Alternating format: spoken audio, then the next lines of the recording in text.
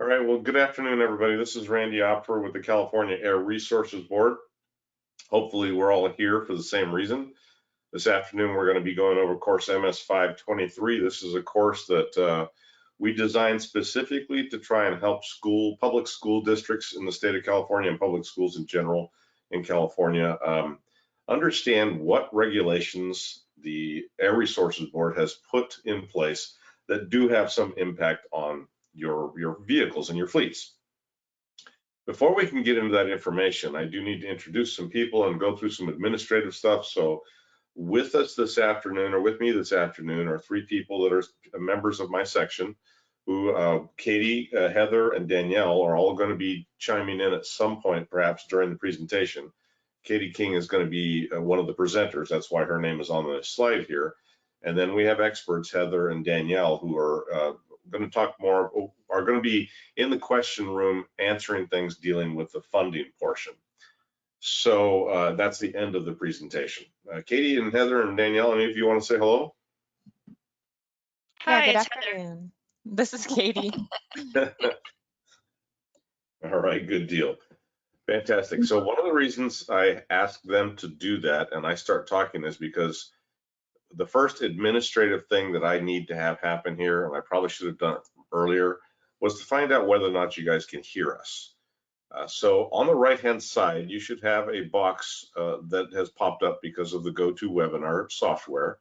And one of the choices, one of the drop-down menus says questions.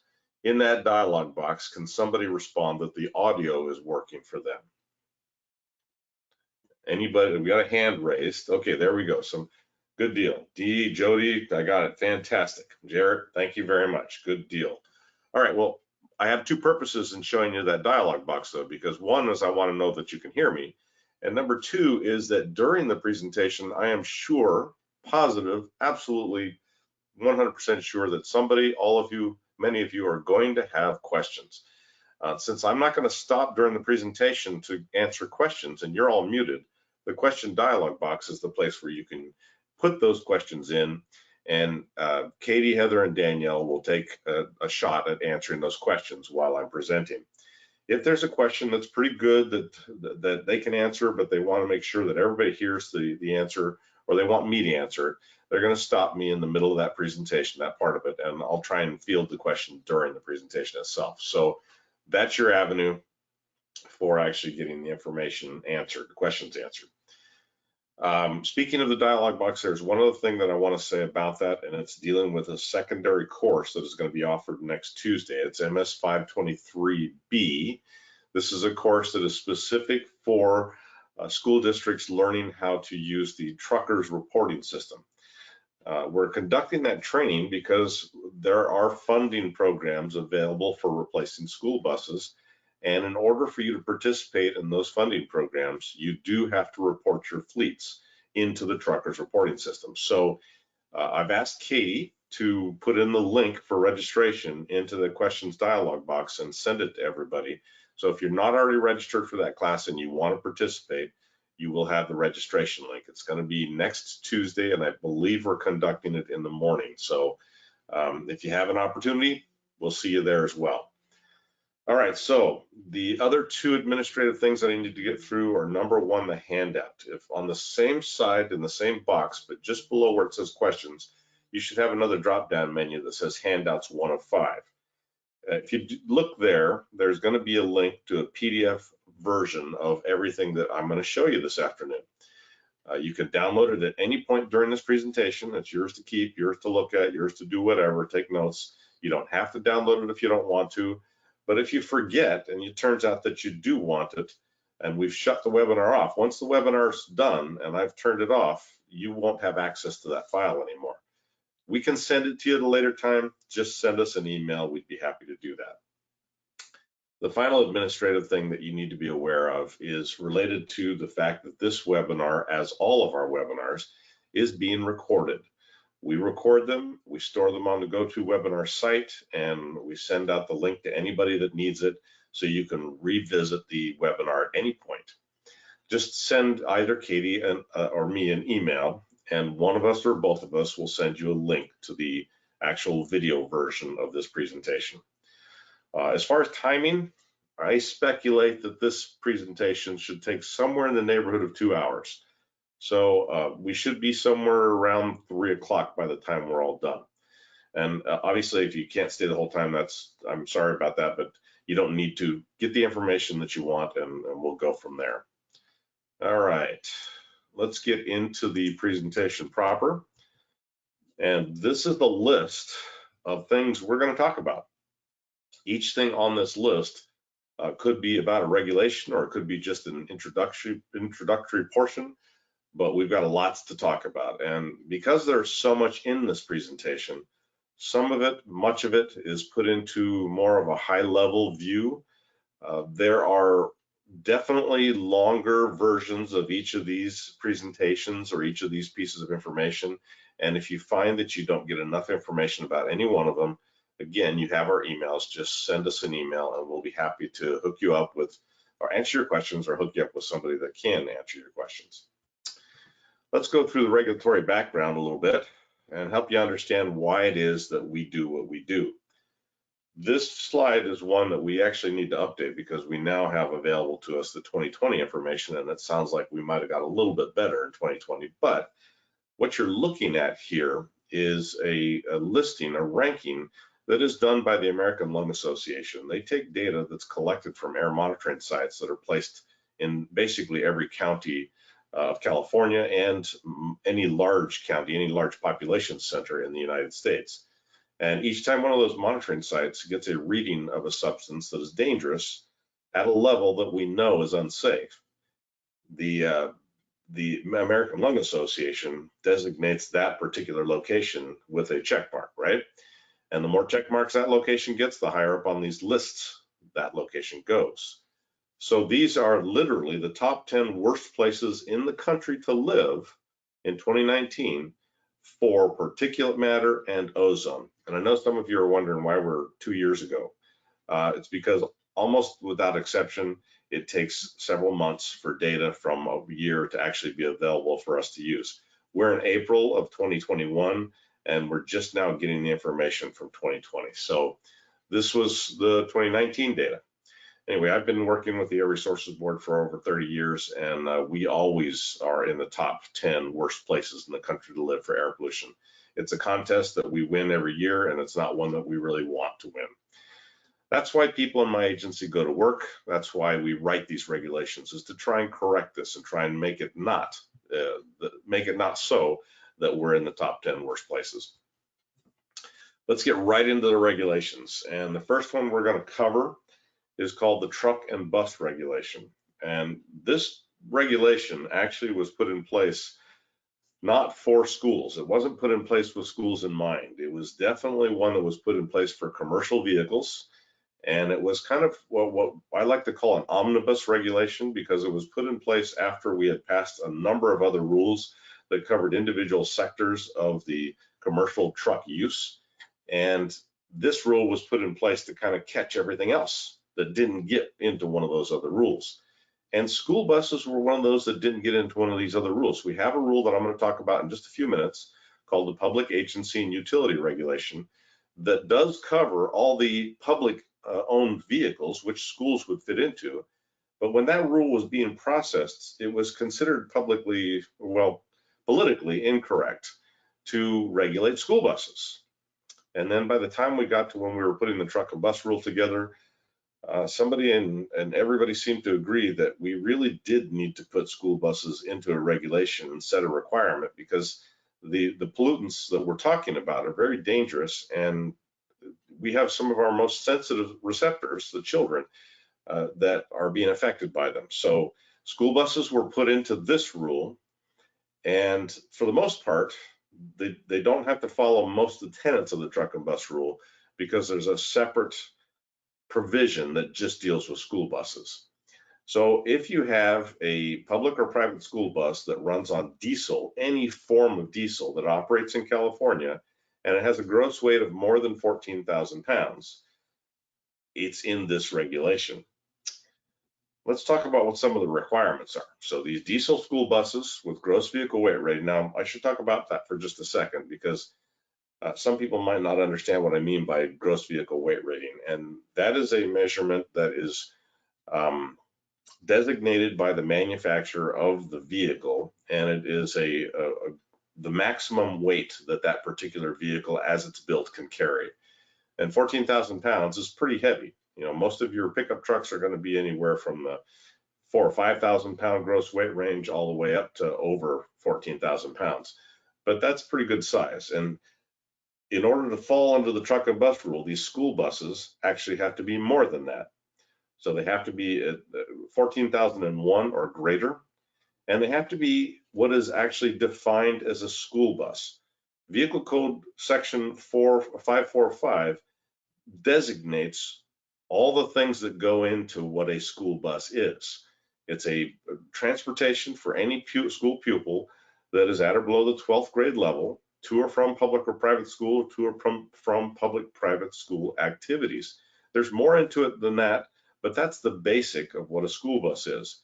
So if that's what you have, it falls under this rule. There are some exempt vehicles that some people might also call school buses. And obviously I use the term gross vehicle weight rating, and I set the level of anything over 14,000 pounds was in this rule. So that means that anything that's 14,000 pounds or less, which would be a very small school bus, actually would be exempt from these performance requirements. If you have a school bus that's registered as a historic vehicle, I'm not sure where that would exist, but it is an exempt type of vehicle. It has to be registered through DMV as historic in order for that to qualify. Also, if you have buses that don't run on diesel fuel, they are exempt from this rule. This is a diesel regulation. So I know there are thousands of compressed natural gas school buses in the state of California. They actually do not fall under this truck and bus rule. They don't have this requirement. I'm talking strictly about diesel fueled buses. There's also an exemption for any bus that's not used very much. They're called low use school bus. It cannot go more than 1,000 miles per year. It has to have a functioning odometer, and you have to have records internally kept in order to prove that the mileage per year is less than that 1,000 miles. But if you can, and you can run that bus and it's useful to you in your district, then yes, it would still be exempt.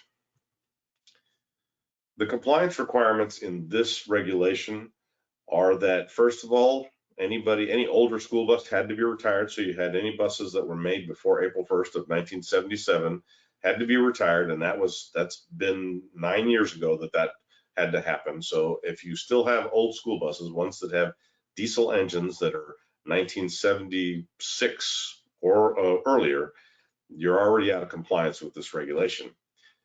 Any bus that was built after that, again, we're talking the diesel ones over 14,000 pounds, the requirement is that you have a filter installed on it. And by filter, I'm not talking air filter. I'm talking about something called a diesel particulate filter. A lot of people, when they look at the exhaust, what they probably see is a muffler. It does look a lot like a muffler. And in fact, in many buses and many trucks, it actually replaces the muffler. It does the same thing as a muffler does, but it also filters out the particulate matter. And in fact, the one that's required is a level 3. I don't want to get into the discussion of what that means, but it is the most effective type of filter that you can have for removing diesel particulate matter.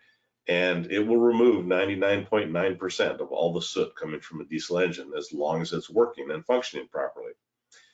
These could be retrofits. So if you had older buses that didn't come from the factory with one of these filters, you would have to install one on it as a retrofit. School buses aren't required by the truck and bus rule to go anywhere past having a filter. That is the requirement. Once you have a filter, you're done with this regulation. So there's been some discussion as to what about the new school buses? Do we have to change out our old ones for a brand new one? And the answer is not legally. Legally, this rule only requires you to go to the filtration, whether it was that retrofit or an OEM. Reporting generally is not required. And I know at the beginning of this session, I told you that there was going to be another class that dealt with reporting. That is specifically because there is no reporting requirement under the truck and bus rule. The only reason you have to put your fleets into the reporting system is if you're trying to get funding to replace a bus. And some people ask why that is. Well, you know, a lot of the funding programs will not fund you unless you can demonstrate that your fleet is in full compliance. In fact, most funding programs can't legally give you money to buy a new vehicle unless your fleet is already compliant. The money that we're putting out there, that the state puts out there, is meant to go above and beyond compliance. It's not meant to pay for compliance. So the demonstration that your fleet is in compliance is the reporting system. That's why we require that. If you aren't trying to get a new school bus, then the reporting is unnecessary, but this rule does also require you to keep records. We need records of the owner, the vehicle information, what kind of engine it has, what kind of filtration system it has, when that filter was installed, if there were any failures or maintenance issues. If you have low use vehicles, you're supposed to keep records of the odometer, the mileage every year. And those records should be maintained at a location like a district office where they can be produced within 5 days of being asked for them. So the only time this happens is when we audit school districts. I don't know the last one we did, but we have audited school districts in the past. All right. So I'm going to stop here for just a second because I do want to give you, I'm going to try this. I'm going to try to make sure this happens for every part of the discussion. I want to point out the major things you need to take away from each regulation. The first one obviously was the truck and bus rule, and the major things you need to take away are, first of all, who's part of this? It's school buses that are over 14,000 pounds and run on diesel fuel. What are the requirements? You have to have a filter. And if those are the only two things you take away from it, then you've got 95 to 99% of what the rule requires. The only other thing that you should be aware of is the reporting. It's not required.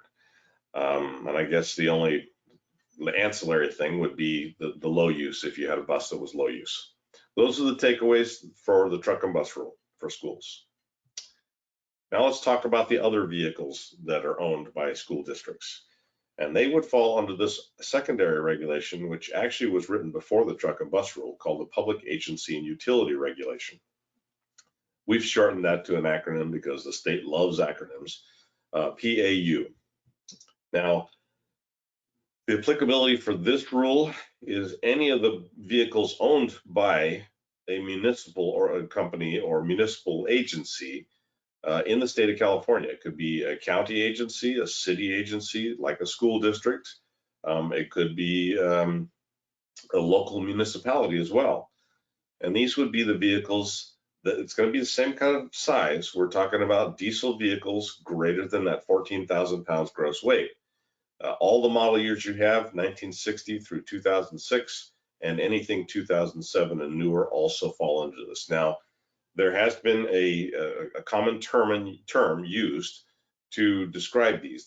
We usually call these white fleet vehicles because in many municipalities, these vehicles are painted all white. I don't know about your particular district, but a lot of utilities and a lot of other public agencies do paint them all white. So that's what we call them. Anyway, there was a secondary part of this rule that's not really, information for schools, but this rule also covers utilities, private and public. And if it was a private utility, like say a PG&E, they would have to follow the tenets of the truck and bus rule after beginning this year. There are some exemptions from the PAU rule. If you have an emergency vehicle, now I don't know if any school districts have a technically qualified emergency vehicle. There's a vehicle code that describes what it has to be and what it has to have. Generally, it's one that's got flashers and sirens and that kind of thing. But if you do have a vehicle like that, it is exempt from this rule. If you have off-road vehicles, Katie is going to talk about off-road later on in this presentation, but that would be your backhoes, tractors, bulldozers. That's a different kind of animal, so there's a completely separate rule that covers just them. And school buses are exempt from this rule. Remember earlier I told you that we didn't put school buses into the original rule because we thought it was politically incorrect. This is that rule. It was written before truck and bus, and the school buses were not included. That's why we had to put them into the truck and bus rule. Solid waste collection vehicles and public transit buses, if you have either of those as part of your school district, those actually have separate regulations that cover their requirements, and they aren't part of the public agency rule. Some vehicles that aren't exempt from this rule, if you have school district vehicles, so this would be any of the utility trucks that, or any type of vehicle that's used to support school activities. Districts will sometimes own many of these vehicles, and some of them can be pretty large, not including the school buses. If you're a college or university and you have shuttles, those would be part of this regulation.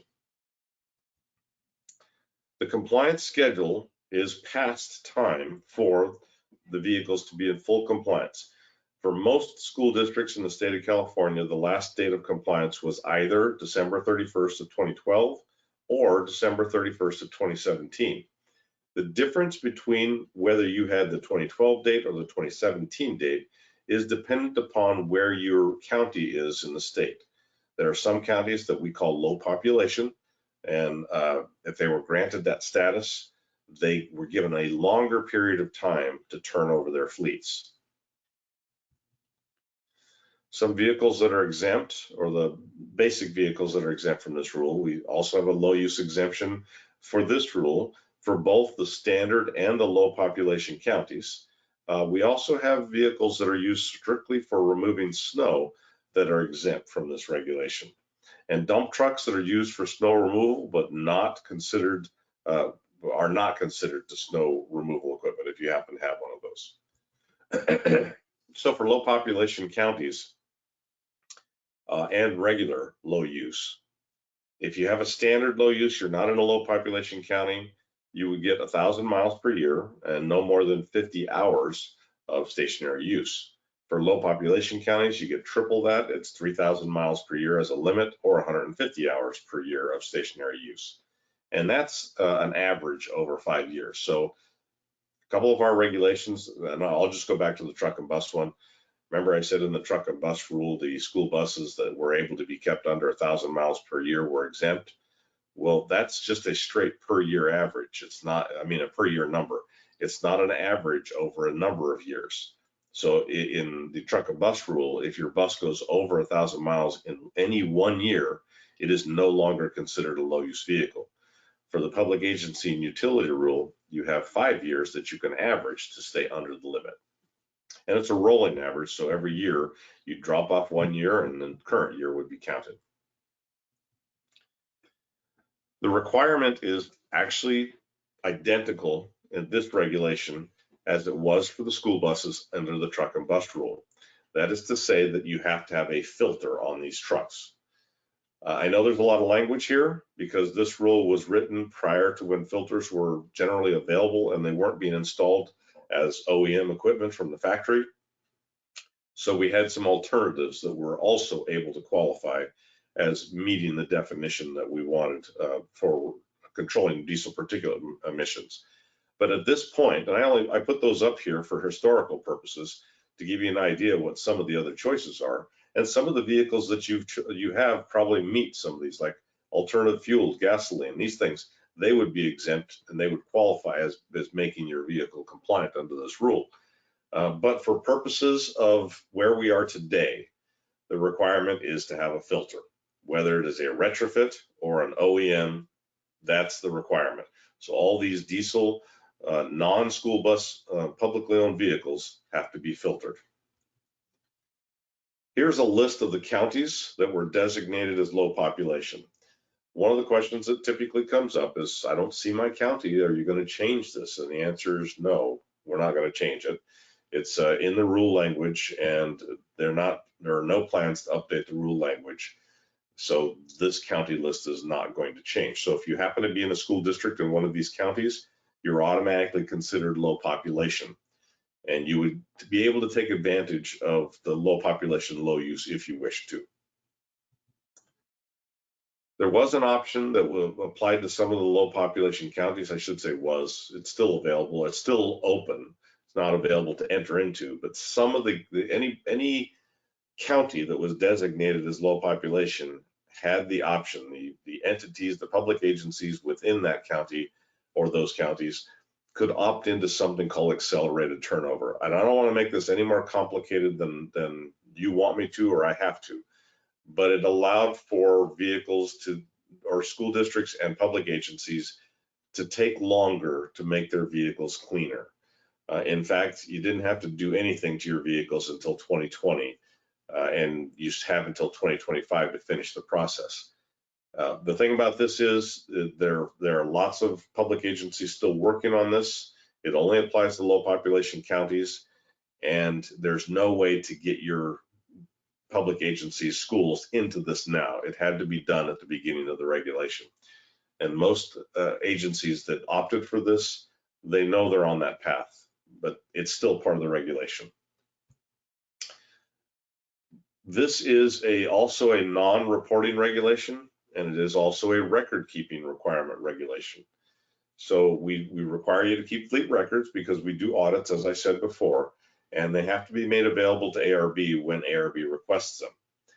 We also, as a function of keeping records, also need labels to look at. So when you put a filter as a retrofit on one of these vehicles, or if you have, say, a low-use vehicle, there has to be some label that designates that information on the vehicle itself. I'll show you some images in just a minute, but you see some examples right there on the slide. In fact, the type of labels that have been available under this regulation, there's some examples there. Really, the only ones that we're going to see today are going to be low use, maybe low population county, and compliant. The experimental one's probably not going to be anything that anybody has anymore. Let's look at some examples. Here's one from the city of Los Angeles, and this is easy. This would be fantastic from an inspection standpoint. We could see that label. It's very, very easy to read. We know who owns the truck. We know their truck number. We know their filter information because that third line on this, it says ECS number. ECS stands for Emission Control Systems, and that number that follows is the family name for the filter that was installed on this. And it even gives us the date that installation happened. This one, on the other hand, would not be something that would be acceptable. We know that this is a label for this rule, and we might be able to pick up some information on it, but for the most part, we cannot read this. So if we're doing an inspection and we see a label like this, it's as if the label doesn't exist. So if you have vehicles that need these labels, and those would be your, again, at this point in time, it'd be your low use vehicles, and any vehicle that you had a retrofit filter installed upon would need a label like this on it. Some common areas of non-compliance that we see when we're doing enforcement on this regulation is typically the biggest area of non-compliance is going to be bad records, either no records or very little records or very bad records. We've seen all that, when we ask for these records. We've also seen labels as a problem. One of the other ones that does happen, this says third-party vehicle sellers are not being notified. So to comply with this rule, one of the choices originally was to sell your non-compliant vehicles out of state. We would put a registration hold on them at that point. And because we did that, you were granted, the agency that did that was granted compliance. That's because those vehicles were not allowed to come back in state. But there was also a notification requirement that went along with that. You weren't just getting rid of a vehicle, you were getting rid of it and notifying the buyer that it was not able to be registered again in the state of California. And then finally, this one happens more often than I care to see, but it is actually a problem that we have with school districts. We don't do a whole lot of enforcement on school districts for this regulation, but I will tell you that this is one area where we do see an issue occasionally, and this is when private contractors are hired to do work at a school site. So when a private contractor is hired to do work at a school site or a district site, they bring their own equipment with them, and the school district is partially responsible for having made sure that only compliant equipment is used on their job site. And I say partially because you're not responsible for the vehicle itself. You're responsible for hiring somebody that uses compliant vehicles. And any private contractor that does, construction work or any type of work on your school site is most likely, if he has large enough vehicles, is going to fall under the truck and bus regulation. So If they're not compliant, we actually have the authority to cite them, and we would cite whoever hired them if there was no attempt to prove that they were compliant before they were hired. Randy, you have a question? Sure. How would one acquire low use labels? Oh, that's very good. So we have been in the business at the Air Resources Board of making labels for some of our regulations.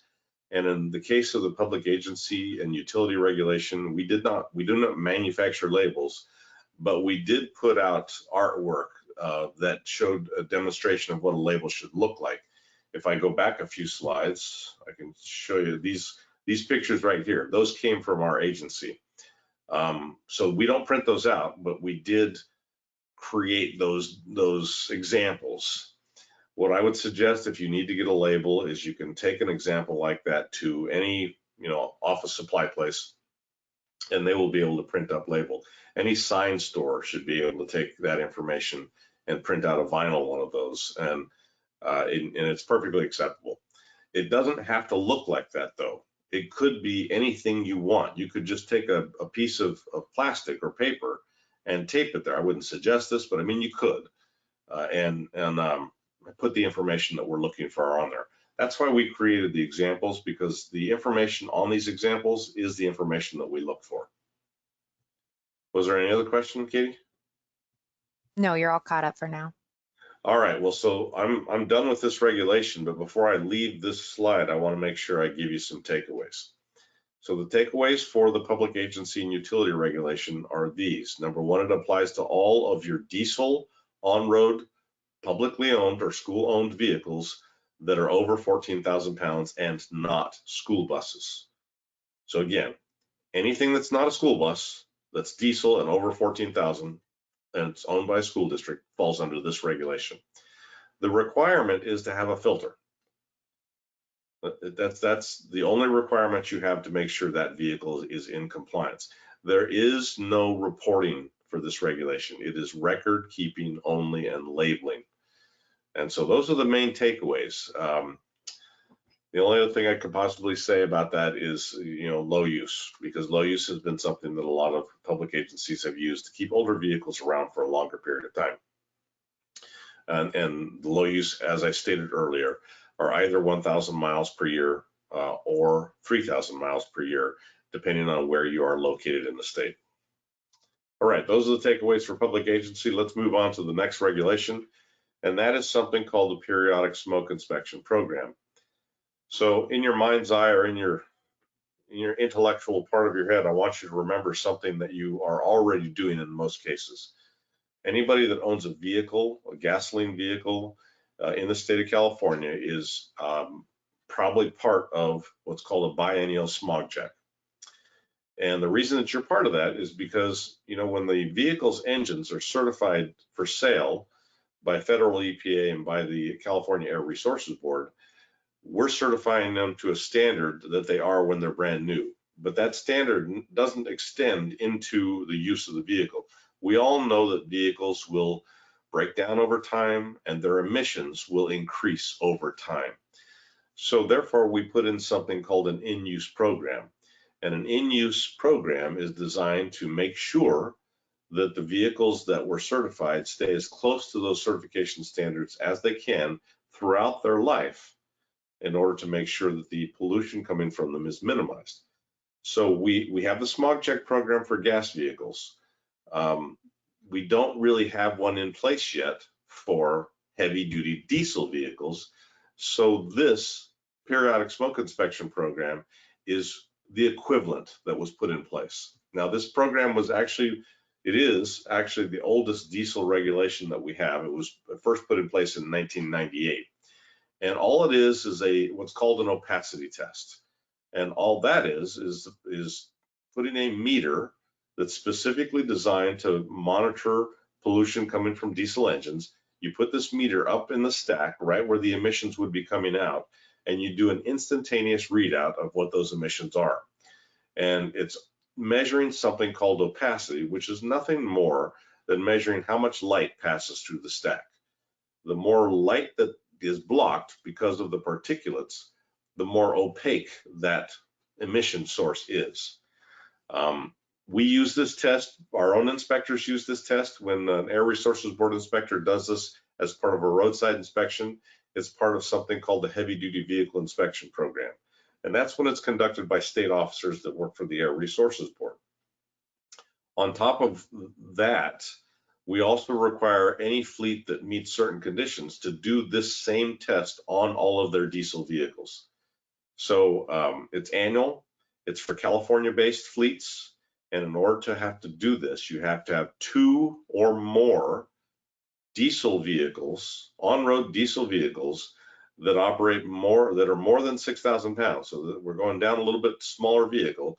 They're more than 6,000 pounds in gross weight. And those 3 things right there qualify you as having to do this test. So you have to be a California-based fleet. You have to have 2 or more diesel vehicles, and they have to be greater than 6,000 pounds. If those 3 things are true, then every one of your diesel vehicles that meets those conditions has to be tested on an annual basis. The only exemption to that would be if you have a vehicle that is brand new. Until the model year of the engine gets to be 4 years old, the engine is exempt from having to be tested, but it still is part of the program. Again, you're required to do this once per year. And you're required to maintain those records. I'll talk about that again in just a second. The reason I'm really hitting this right now is because back in 2017 and 2018, this rule was revised because the original levels that were allowed to come out of the stack were really high compared to what vehicles put out today. The diesel particulate filters that I talked about earlier will remove 99.9% of all the soot coming from a diesel engine. So if you have a functioning DPF, you will not have opacity. It'll be very close to 0. And the original limits were 40 and 55% depending on the model year. That's way too high for purposes of making sure the newer vehicles are in compliance. So the amendments to this rule actually lowered the opacity limits for the PSAP program. It added smoke tester requirements, training requirements. I'll talk about that in a minute. But it also allowed for, excuse me, an optional data submittal if you wanted to, and proposed measurement upon selling of a vehicle. Here are the new opacity levels that are allowed. If you have any engine equipped with a diesel particulate filter, it cannot put out more than 5% opacity. And so again, I want you to be in your mind's eye and think about what you've seen coming from a diesel engine, because 5% is actually not very much. That is literally at the point where most people's vision can start to pick up smoke. So if you see just a bare wisp of smoke coming from a diesel engine, that is probably close to, if not above, 5%. If you can definitely see smoke coming out, then it's definitely above 5%. Right? There are some other opacity levels shown here for vehicles that won't have filters. And since filter has been what I've told you that are required on the 2 rules I've talked about so far, you're probably wondering which vehicles don't have filters. Well, I also told you that there were some exempt vehicles. Remember, emergency vehicles were exempt. Low use vehicles are exempt. So those vehicles aren't going to have the filter, so they'll have higher opacity levels, and they have a higher allowance. It's still less than what the rule allowed before, but this is what's current, this is what's allowed. Now, in order to have this test conducted, you really have 2 choices. You can either have it conducted by somebody in your employ, a mechanic or somebody that works for the school district, or you can hire somebody that doesn't work for the school district to test your vehicles for you. If you have it done by somebody you're paying to do it, that doesn't work for the district, then that person has to go through a certification class that's offered at several community colleges located throughout the state of California. They're part of something called the CDET program. And essentially it's 8 campuses across the state that offer diesel mechanic schools, and as part of that, they offer this certification class. It's a 1-day training that these people will go through, and it's good for 4 years. Every 4 years, they have to repeat it. Since COVID has been going on, I believe has gone online, but they still are offering that training. So if you don't want to use an outside tester, you do have the choice of allowing and having your own employees do the same thing. They don't have to go to the CDET training because they're working for you, but there is an online training course that they have to complete before they are legally allowed to conduct that test. Now, that online training course is MS529. It's one that you can register for on our LMS, which is called our Learning Management System. It's about a 2-hour training course. You have to answer some questions and you have to get so many right. It's modularized, so you can go from one module to the next. But it's actually not a complicated course. It just gives you some history and what the test is for and how to do it. For records, I told you I would talk about this. You have to have records. There's no reporting system yet for this. And this PSIP program, as it's designed, really did not have a reporting system portion. But you have to keep records of your opacity test for 2 years and only give them to ARB when we're asking for them. Now, if you're reporting to truckers for school bus, you will most likely be asked to produce some of these PSIP records. There is another option though, and that is for any of the newer vehicles. So newer school buses, newer trucks that run on diesel, obviously, anything with a 2013 or newer model year engine. So that would be your 2014 and newer vehicles.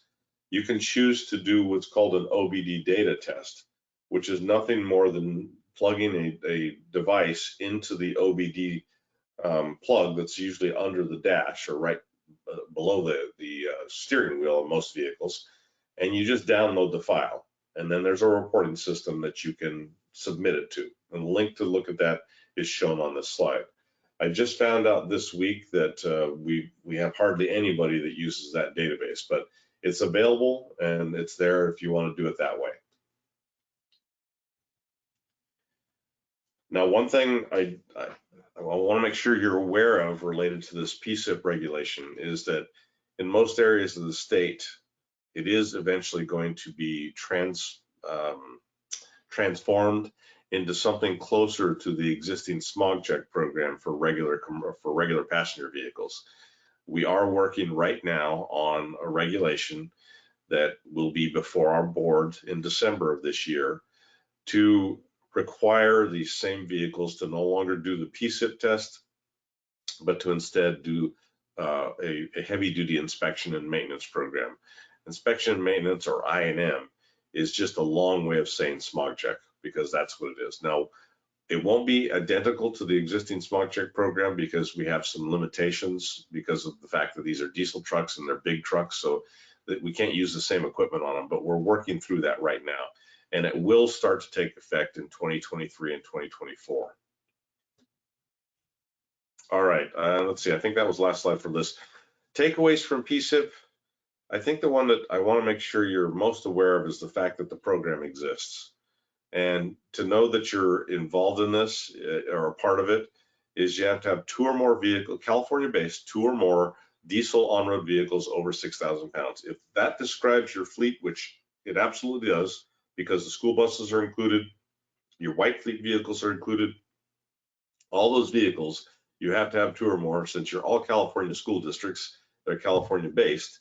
And most of those big vehicles, like the school buses, are quite a bit more than 6,000 pounds gross weight. So most likely all school districts have this requirement. Those are the takeaways. Let's talk briefly about idling. And that is because we do have idling limitations in the state. They are set specifically to eliminate unnecessary emissions, especially around sensitive receptors that are around schools, like little children.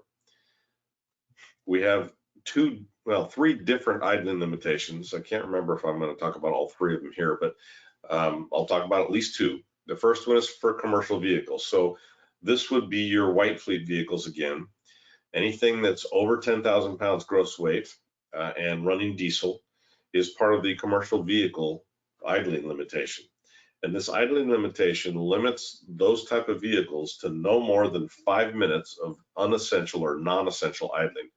And that's a fancy phrase for basically saying if the vehicle doesn't need to be on, turn it off.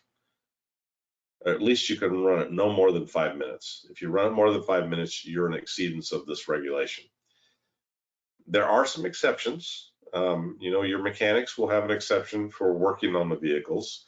There are exceptions for, you know, construction work or buses, basically. I'll talk about that in just a second. But any vehicle that's in an active queue besides a school bus, that would be a line of vehicles waiting to pick something up or drop something off. While you're in that line, again, except for school buses, you have an exemption. If you have a vehicle that has what's called a power takeoff device, now the easiest way for me to describe that for those who don't know what I'm talking about is a you know, a bucket truck. You know, those boom lifts that you'll see people sitting in a bucket, and it's got this crane arm that raises them up so they can work up in the air on poles and stuff like that. That arm does not have its own source of power. It operates off the power generated by the main engine in most cases. It's taking power off the engine, so they call it a power takeoff device for that. As long as there's somebody in the bucket and they're using it, the main engine has to be on, and it has to be at an idle. So there's an exemption from the idling limitation while it's going on. The label you see here is another exemption. This is something that's been around for a while, and you possibly have many vehicles with that label on it, but that's a certified clean idle label. And that was put in place back in the early 90s when this rule was built to allow for the manufacturers of this kind of equipment to actually create an engine that burns cleaner.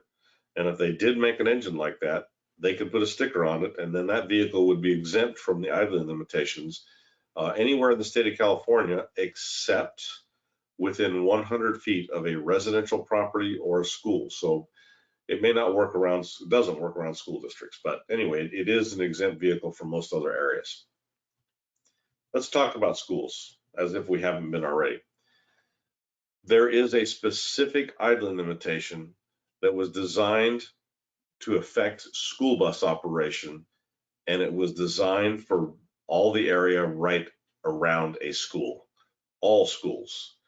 If you have a vehicle that is operating within 100 feet of a school property line, then the limitation for idling is 0 non-essential minutes. That means that as soon as the vehicle drives up to the school, then it has to shut off, and then it can't, once it's getting ready to depart, it's supposed to turn on and then drive away within 30 seconds.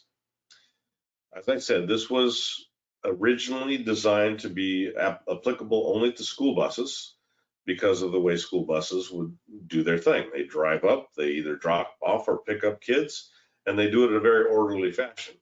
We wanted that we had the kids congregating there. We had tons and tons of diesel emissions at the same time, and it was considered to be a really big deal to try and eliminate as much of that as possible. Since this rule was originally created, though, the idling limitation has extended to not just school buses, but any commercial vehicle operating within that 100-foot limitation. And it doesn't just apply to diesel, it's any form of fuel. So if we have the compressed natural gas, gasoline, diesel, propane, whatever the vehicles are running on, if they're within that 100-foot of a school property line, they have this limitation. And let's talk about the property line for just a second as well, because I say 100 feet, 100 feet from the school property line. What is the school property line? This rule originally was designed for school buses, so you know we were originally talking about the front of the school where the buses would come in. But that's not the school property line. The school property line is there, but it also extends that fence line that goes all the way around all the classrooms and the portable units and the fields and the stadiums and whatever else you have. That's all school property. So anywhere within the line of that school property is considered part of this regulation. And I will tell you honestly, we have not written very many citations to school districts or about school buses especially, because we just haven't. We haven't had the problem. Most school districts bought off on this and they changed their process so they don't have an issue. We find a number of vehicles, whether they're school vehicles or private vehicles operating within that 100-foot limit, that are having problems with this regulation. So be aware that that's what the limitation is around schools. Okay, so since I didn't see another slide, There is another idling program that Katie's going to talk about in a few minutes as soon as I get done with the next section. So for takeaways, I think I've covered this one pretty well. The takeaways for school districts are right here on this slide. Any vehicle within 100 feet of a school is limited to 0 non-essential minutes, and it makes no difference what fuel they're running on. The size of the vehicle is a problem because it has to be greater than 10,000 pounds. So all the parents waiting outside the schools to pick their kids up, they're probably driving just standard, passenger vehicles, which are not going to exceed that 10,000 pound limits in most cases. So that doesn't apply to them. And they're not commercial anyway, so they wouldn't be part of this anyway.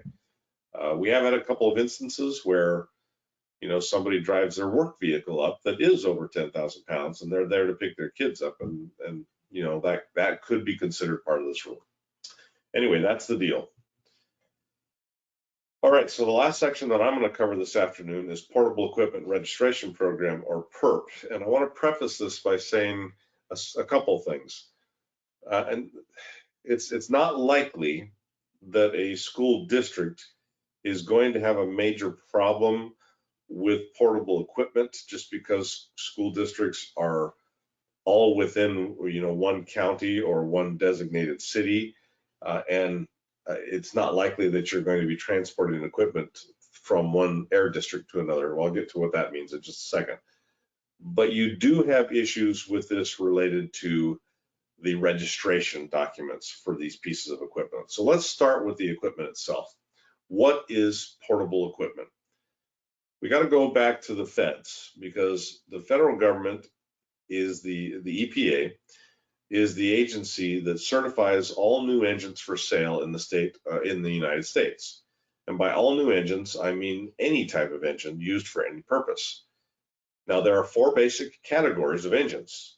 You can have on-road mobile, those would be your buses and your trucks. You can have off-road mobile. Katie's going to talk about that in a few minutes. Those would be your tractors, backhoes, and bulldozers. You can have stationary. That would be like a stationary backup generator that you might have somewhere. And then you can have what's called portable. And a portable engine is one that moves, but it doesn't move itself. It's on wheels. It has to be towed from one location to another.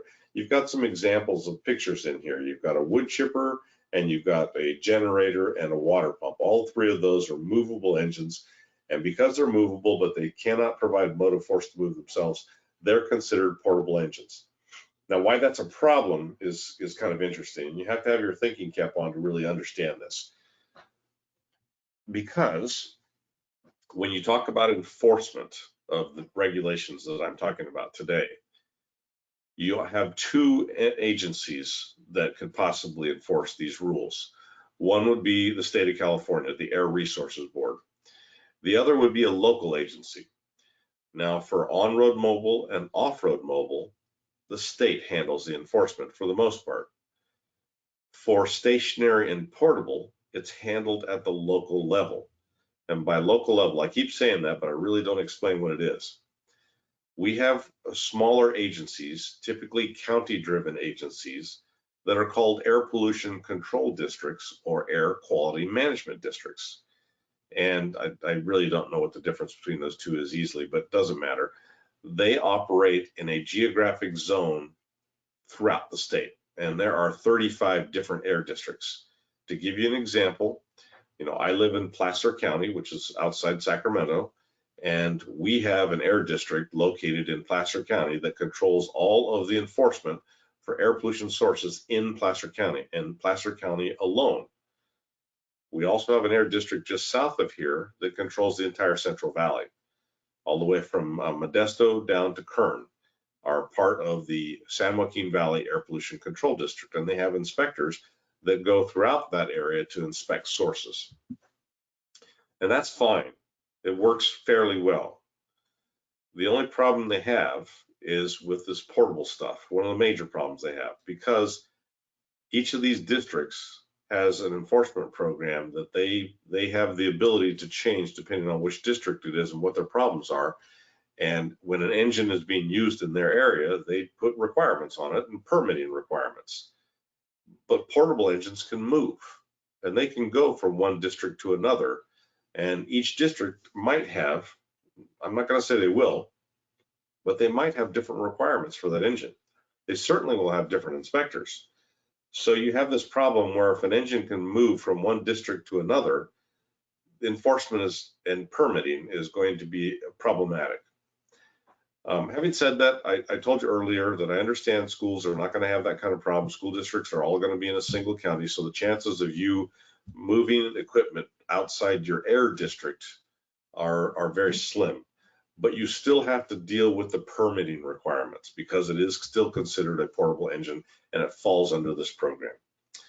So you have two choices when you go to permit this type of equipment.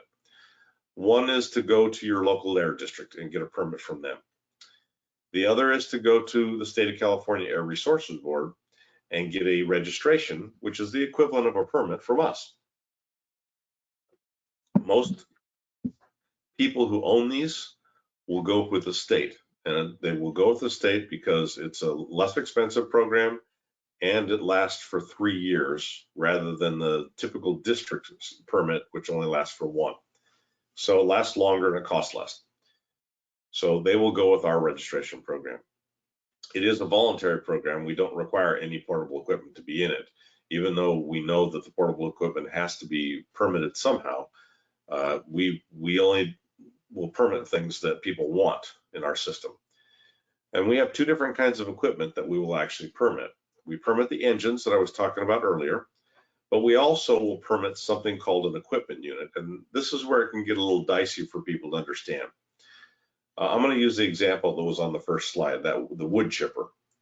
So that unit, if it was big enough, has an engine, and the engine produces pollution, so that's got to have a permit or a registration. But the chipper part of it, the part where the leaves and the branches are thrown in to be ground up, that's not an engine. It's run by the engine, but it's not an engine itself, and it produces dust, and lots of dust. In fact, it produces dust in very small amounts, I mean very small size, as well as large size. So because it's producing its own source of air pollution, the dust, that chipper part of it needs to have a registration as well. So there's one unit just on one set of wheels, got an engine and a chipper component. You have to have 2 registrations or 2 permits. That seems crazy, doesn't it? Well, that's the way the rule works. So you can have either of those. For the engines, they have to be typically at least 50 horsepower. The equipment units, you have to go see your air district to determine if that chipper actually needs a permit, because it's up to the district to require it since they're doing the enforcement.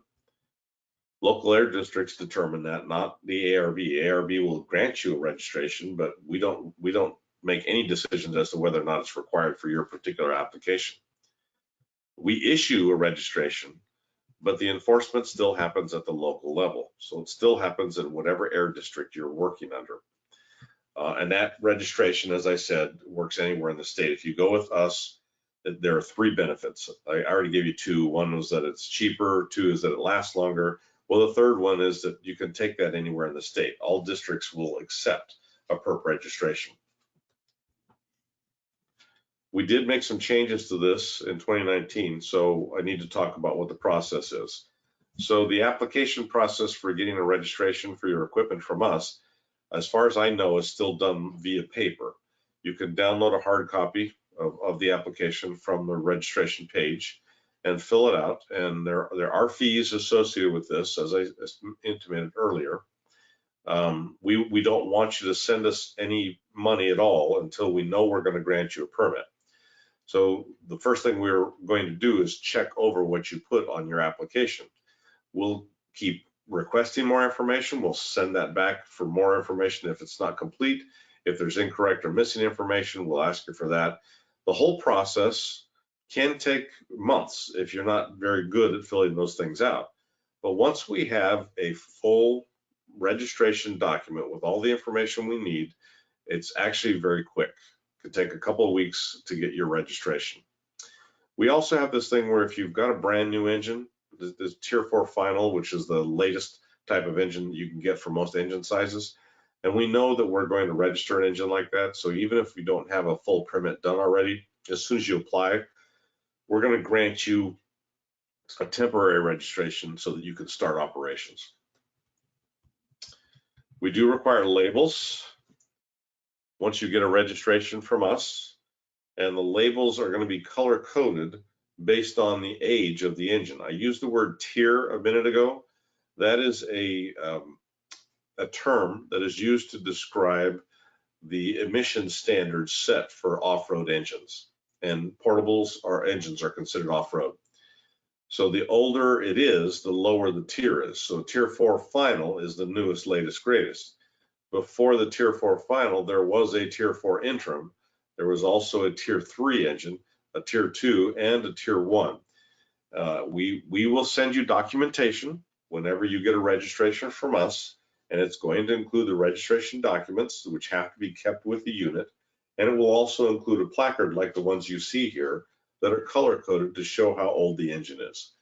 The reason we did that was primarily because the enforcement here happens at the local district level, and the inspectors were having a difficult time trying to identify the age of the engine and the tier level that it fit into, which was part of what they had to do in order to do their enforcement. So yeah, they have those labels have to be on the engines, and the paperwork we send you has to be with the engine itself.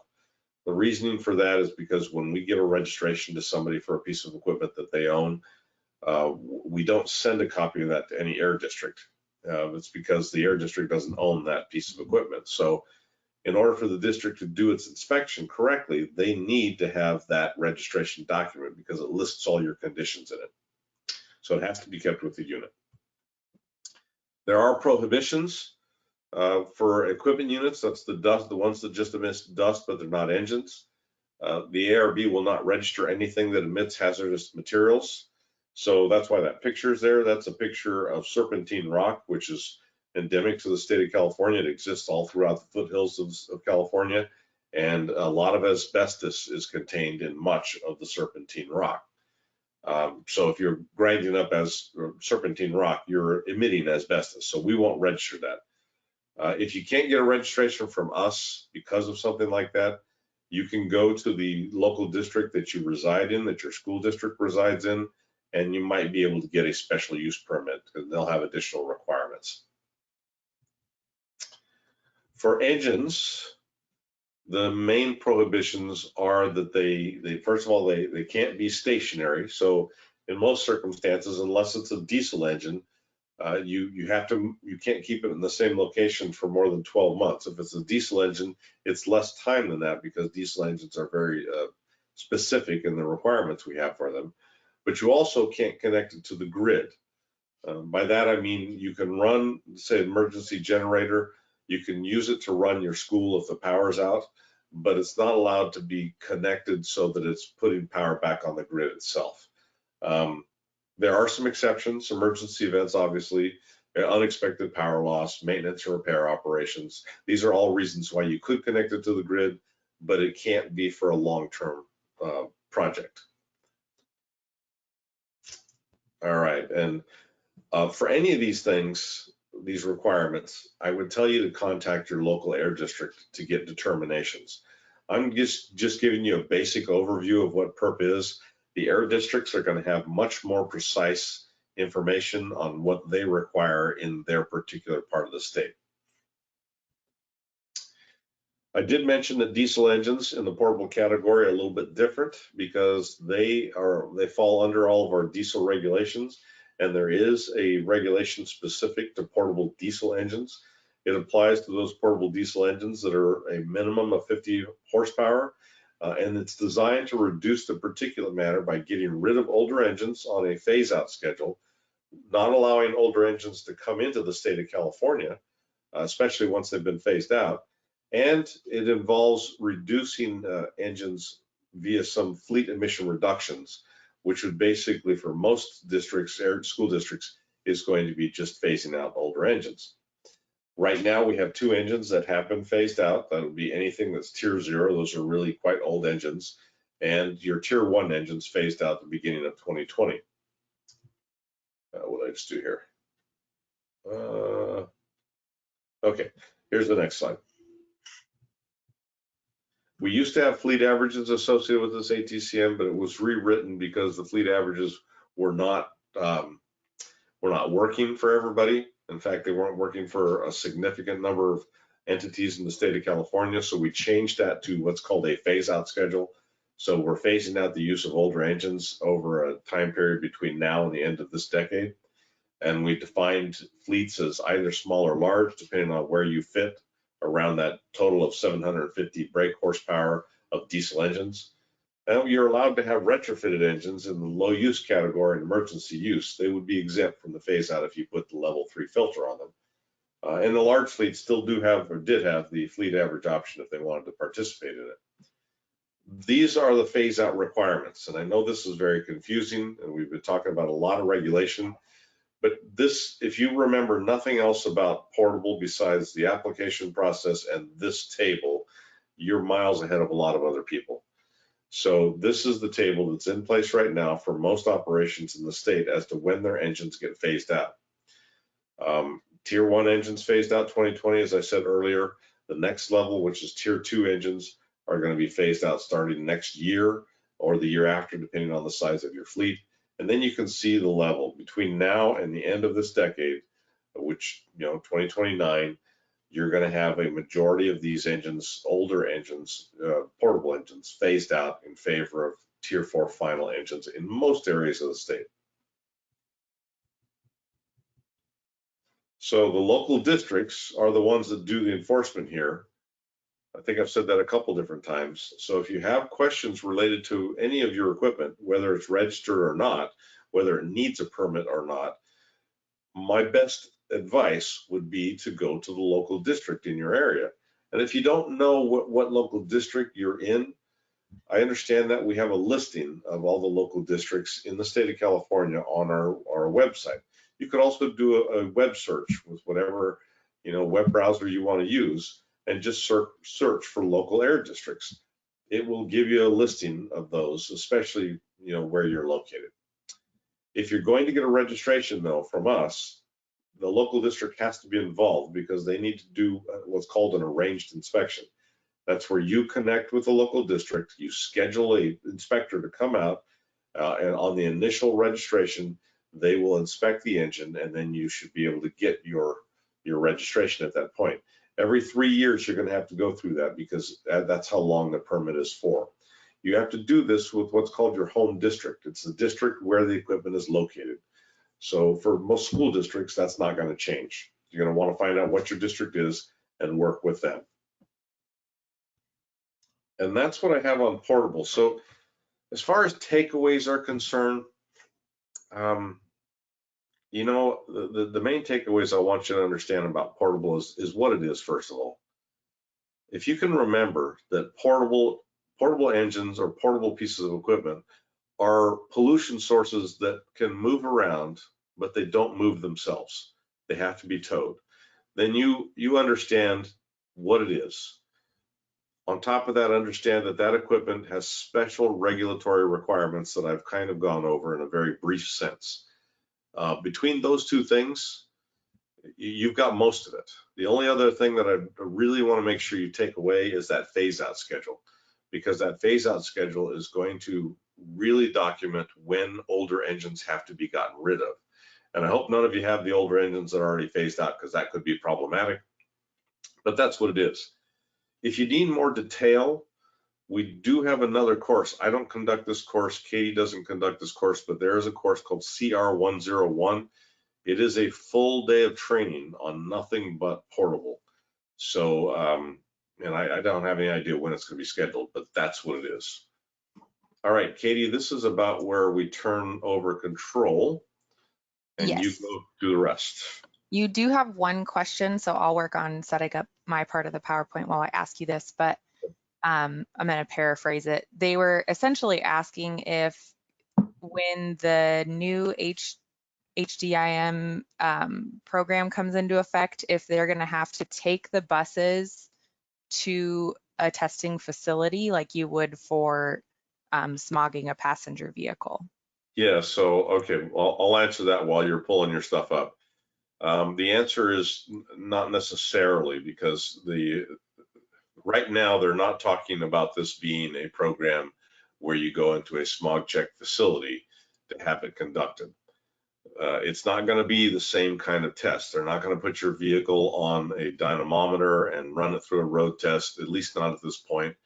It's going to be a similar test to what the PSIP has. And that can be conducted by your own staff as long as they have the proper training and the equipment to do the test. If you don't have that training and equipment, then you have to go through somebody that does, and there are companies that will bring it to your site and conduct the tests for you. That's what it is right now. There are also going to be ways for you to have the test done automatically if you want to do that by putting a little monitoring device into the OBD dongle that's underneath the dash. And I know I just used some weird words there, but the OBD system is short for onboard diagnostics. That's on all new engines.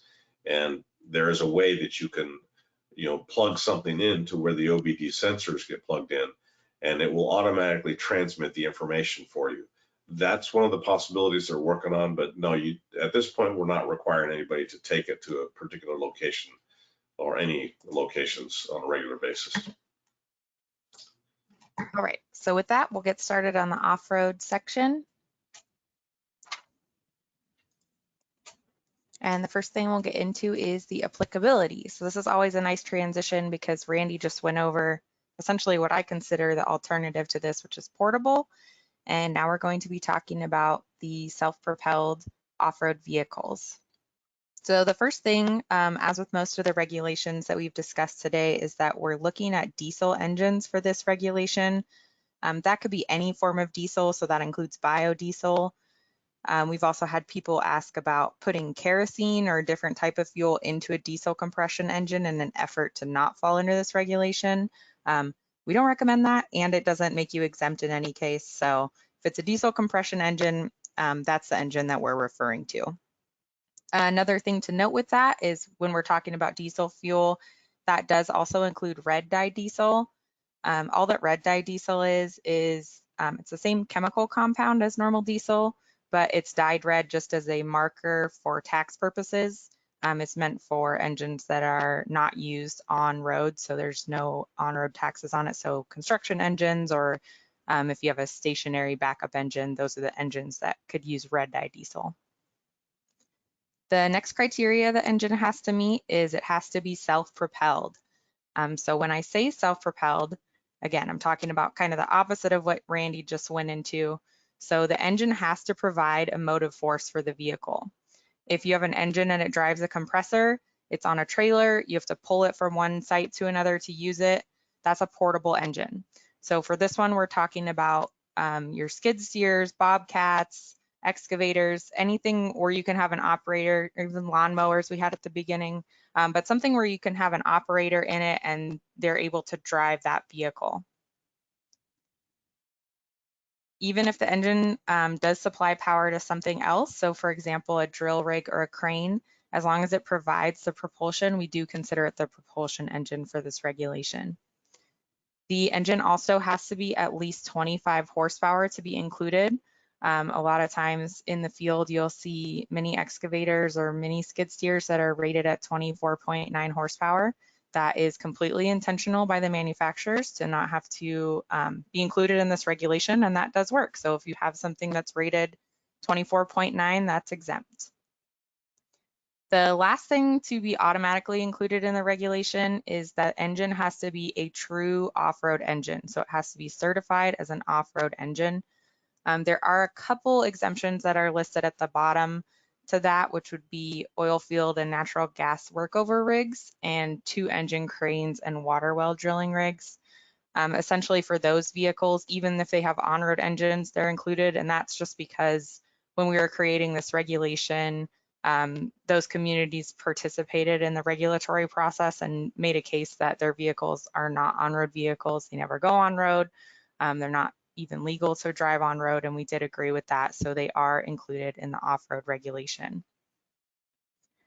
For two-engine cranes, there sometimes is a little bit of a sticky point because that auxiliary engine can fall under it falls under the off-road regulation, but sometimes the local air districts do require you to have an additional permit for that. So just be aware, if you do have a two-engine vehicle, it's another similar case to all those portable equipment where you just want to check with your local air district to make sure that you have it registered properly, as well as reporting it in the off-road regulation.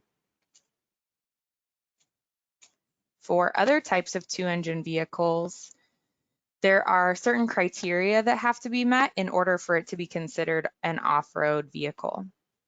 The first is that the auxiliary engine has to be at least 50 horsepower. The secondary engine has to be certified, so no tier 0 engines are eligible.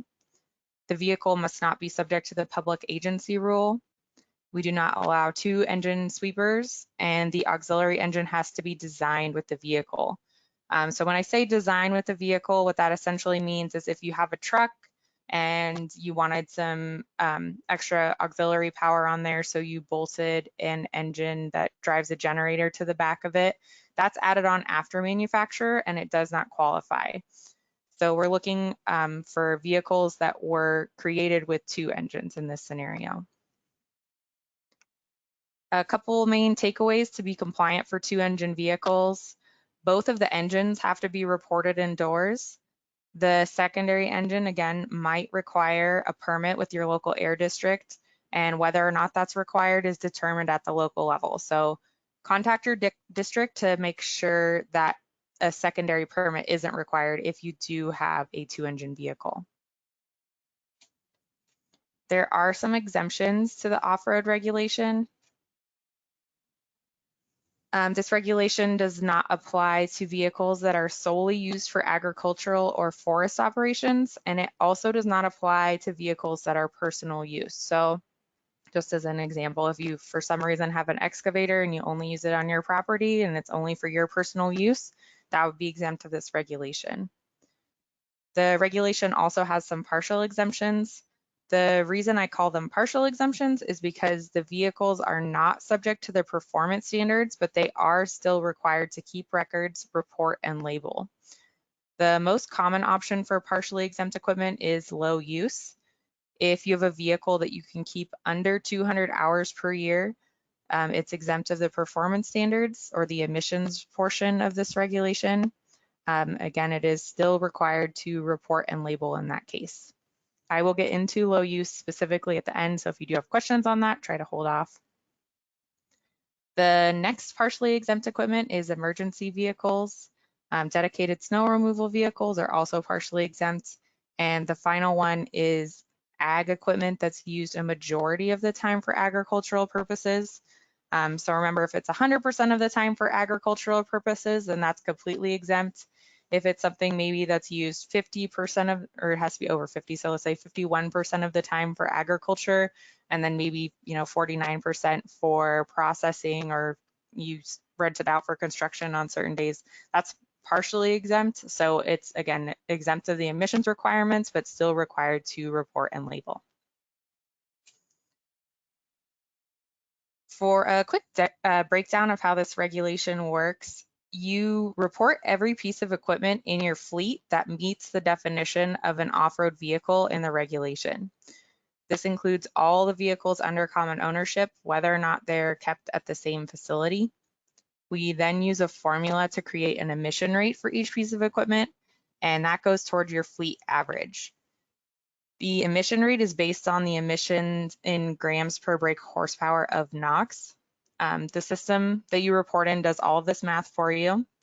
Once you have your average, we compare it to your fleet target. The target is a set number and it's going to get lower every year. The target is based on your fleet size, so larger fleets have a lower target. Once your emission rate is higher than your fleet target, that's when you're required to take action to reduce your emissions in order for your fleet to be compliant. The reporting system does automatically exclude reported partially exempt equipment that I just talked about. So again, your low use emergency, snow removal, and partial ag do not count. The fleet sizes are shown here, and even though there are 3 fleet sizes, we're far enough along in the regulation that the medium and large fleets currently have the same requirements. So at this point, any fleet that's over 2,501 horsepower all have the same requirements. If you do have a small fleet, you have slightly less stringent requirements and a little bit longer timeline. Small fleets, again, are those with less than 2,500 horsepower, and they also include municipality fleets in low population counties or fleets in captive attainment areas.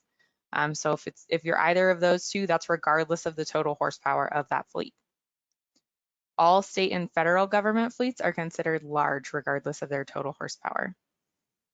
A little takeaway from this one is that if you are able to keep your fleet under 2,500 horsepower, that may be beneficial to you because you have a little bit longer timeline and a little less stringent requirements. The requirements in compliance states are dependent on the fleet size. On the previous slide, I said that municipality fleets in low population counties qualify as small fleets regardless of their horsepower. This is a list of the counties that qualify as small fleets due to operating in low population counties. Like the other qualifications Randy talked about earlier, this designation will not change. This is written into the regulation, so no counties will be added or removed from this list. In addition to those, we do have municipal fleets that are not necessarily county owned, but applied to be considered small fleets due to their location in a low population county.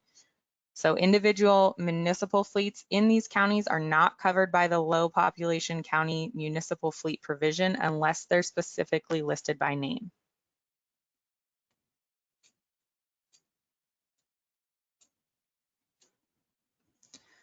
For captive attainment vehicles, those are fleets that operate exclusively in NOx attainment counties. So again, these counties are already determined. No counties will be added or removed from the list.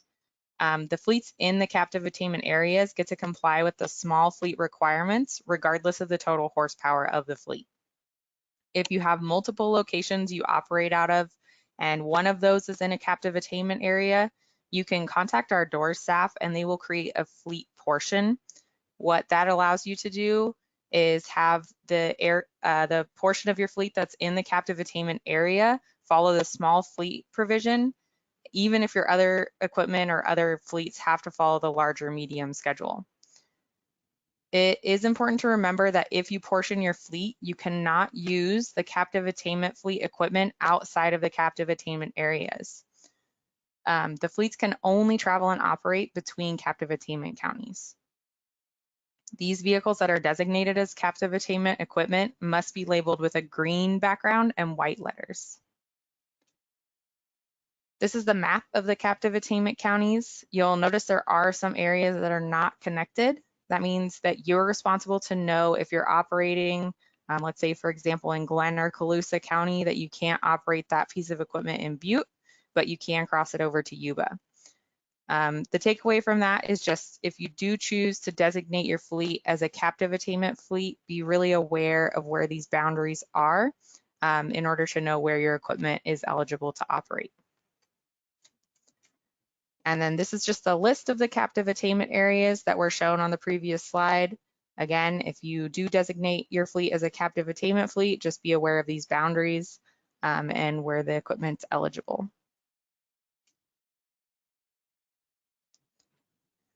There are 2 kinds of reporting under this regulation, initial reporting and annual reporting. Initial reporting is the first time reporting of any fleet.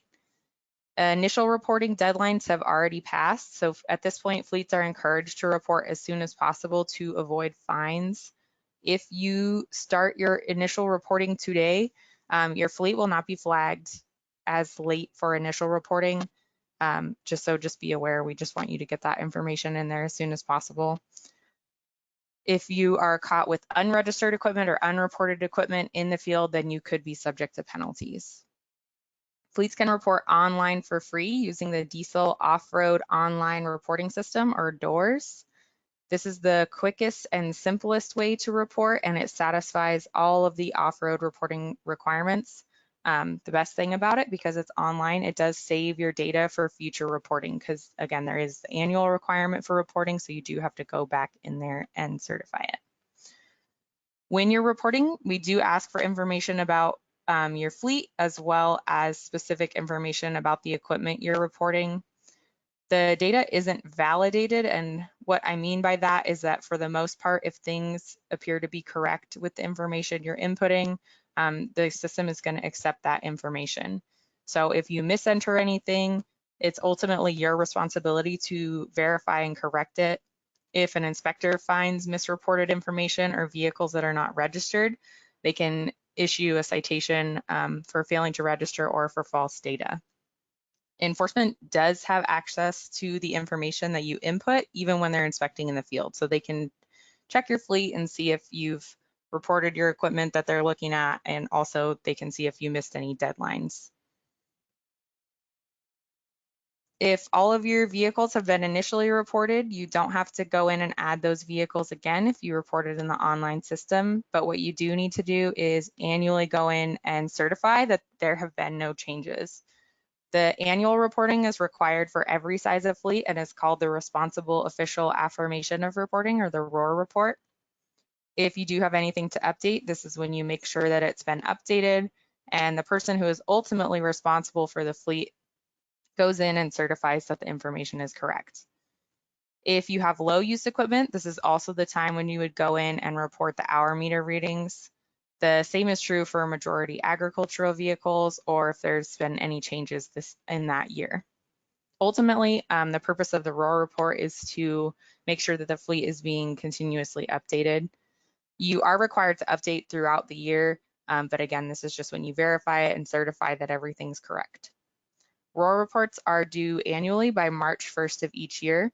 And for the vehicle updates, anything that's added into your fleet, so purchased or if you brought it into the state, those must be reported within 30 days of entry or receiving the equipment. So typically for labeling requirements, you're going to see that label that we have on that piece of that roller there. So the red background, white lettering. Once you purchase or obtain a new piece of off-road equipment, you do have 30 days to register that piece of equipment into your fleet in DOORS.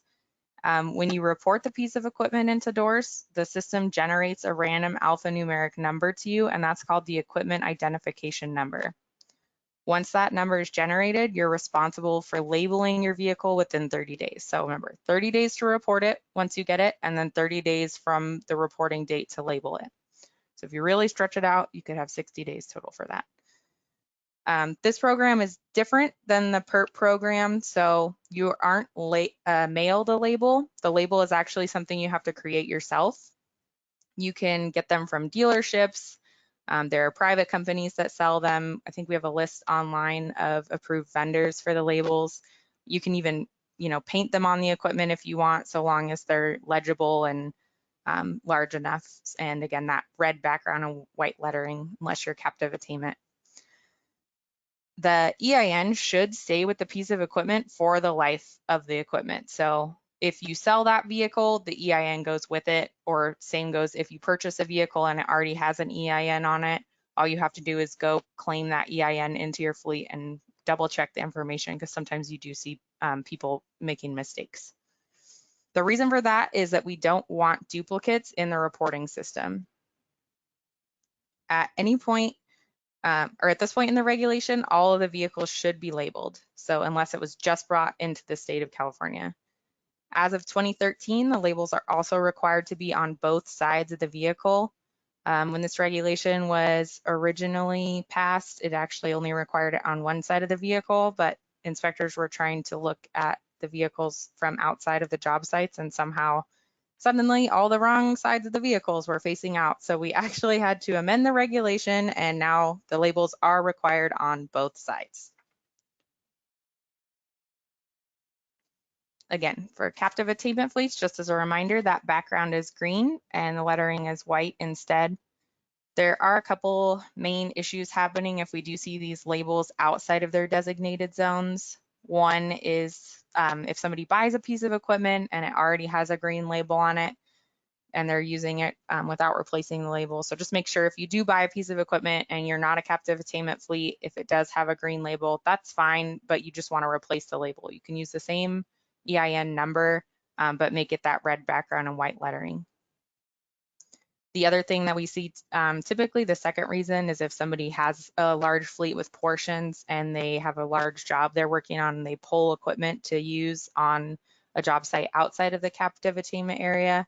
Again, that actually can result in a citation because you're not allowed to use the captive attainment equipment outside of the designated area. Now we'll get into some common labeling issues that we see. The first one, obviously, is just that the equipment isn't labeled. So a lot of times people do make sure to input it into the system. So they do go and report it, but they just forget to generate the label and they don't end up applying one to the vehicle. So that's the number one issue. Just make sure you're getting your equipment labeled as soon as you report it. We also frequently see illegible labels. So that's something with this type of equipment, obviously it's used pretty roughly a lot of the time. So if it's the vinyl labels, they get sun damage, they start peeling, they fade, so they're unreadable, or they get scraped at the job sites.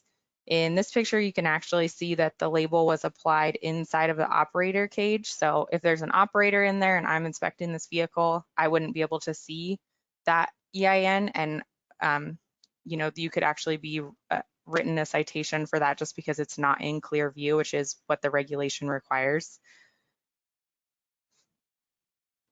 We also have, in this one you can see they had a skid steer and there's 3 EINs on it. Each piece of equipment should only have 1 EIN designated to it and it should be on both sides of the equipment. For this one, they were creating their EINs and they were getting the labels, and I think they were just putting every second label onto the same one piece of equipment. So that's a big red flag to an inspector. We definitely don't want you doing that. So make sure, again, 1 EIN on each side. We'll also see incorrect EINs. So in this one, you can see the vinyl label started getting really sun damaged. It was pretty hard to read. So the owner did the right thing and they went and ordered another one. My theory is that somebody had some messy handwriting and that first G turned into a 6. So EINs actually always follow the same pattern. It should be 2 letters, 1 number, 1 letter, 2 numbers. And if you ever see anything different than that, just go ahead and double check in your DOORS account because probably there's just a little issue going on there. So as Randy mentioned earlier, there are multiple idling limitations in the state of California, and off-road is no different. The way an inspector will look at this is if the engine does not need to be on to perform the function of the vehicle, it is not essential idling. For any non-essential or unnecessary idling, there's a 5-minute limit. If idling is necessary to perform that vehicle's function, then there is no limit. One word of warning that I always say with that is that if you do have the good fortune to get inspected with your off-road vehicles, the inspector is not going to know every list of every instance of necessary idling for a piece of equipment. So for example, if you have an excavator that is, it requires a 30-minute cool down period per the manual, that is considered necessary idling, but an inspector's not going to necessarily know that. And if they walk up and see an excavator running, there's no operator inside, they're just going to start their watch and check if you're over 5 minutes.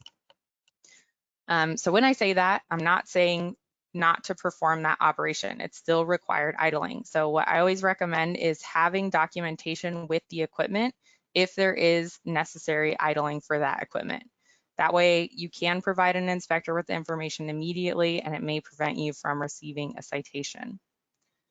Some valid reasons for idling are active queuing, maintenance, and safe operation of equipment. So that can include warm up and cool down if required by the manufacturer.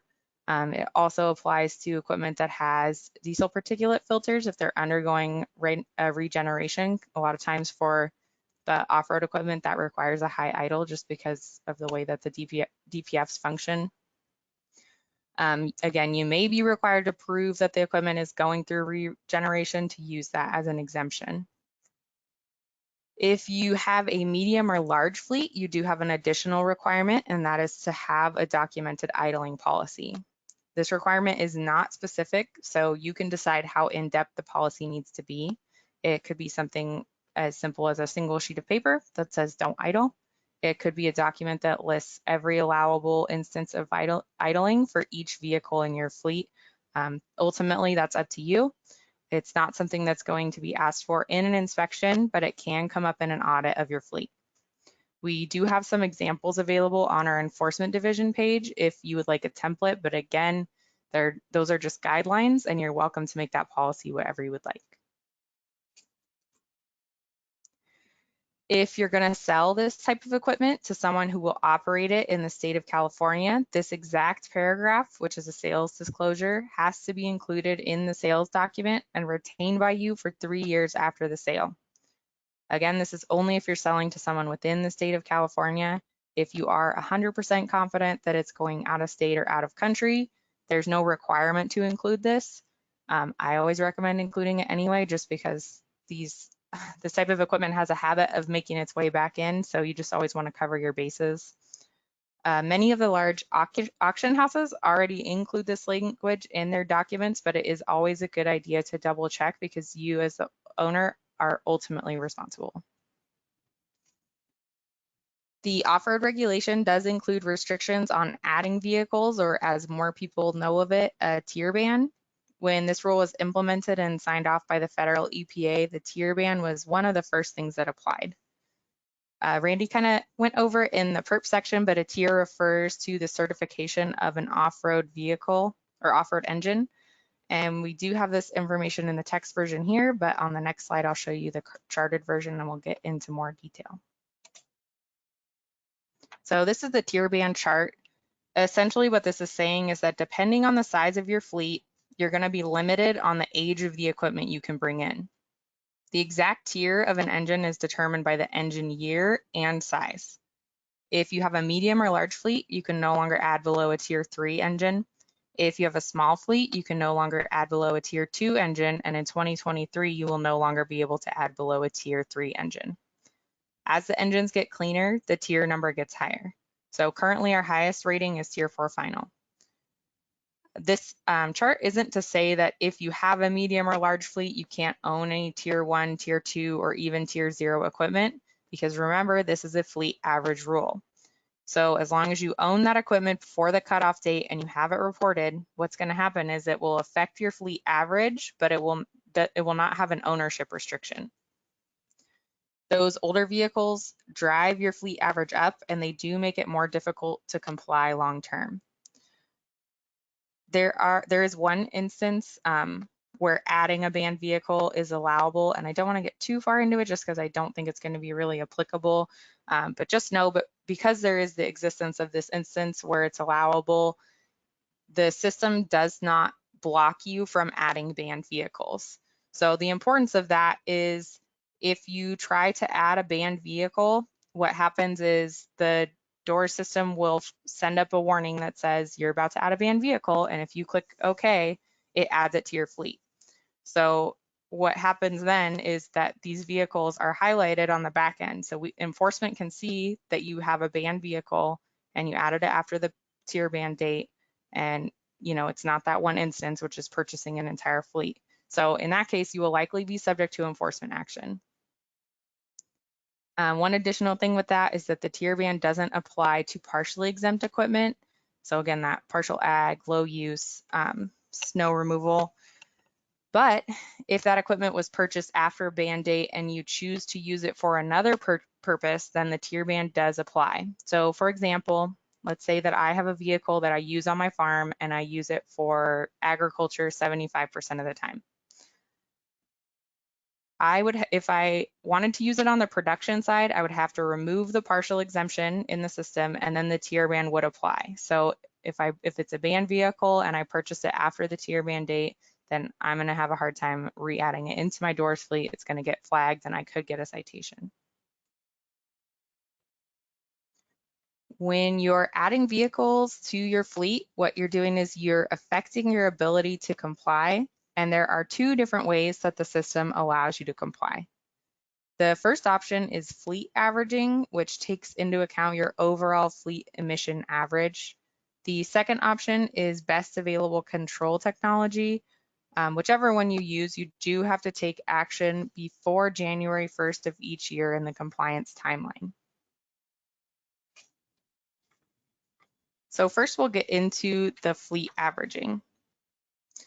This is what we've more or less touched on up until this point for this presentation. It's based on your NOx emission rates for each engine in your fleet. There is a formula we use to calculate the average using these emission rates for each piece of equipment. We then add all of the emission rates together and compare the average emission rate of your fleet with the target that's set automatically. Your target gets lower every year until your compliance deadline, and that'll be when it's at the final fleet target. So if you're compliant at the compliance deadline, then you're good until you add more vehicles, which then have to be still the lower emissions to be compliant. All this is done within the DOOR system, so again, you don't have to do the math.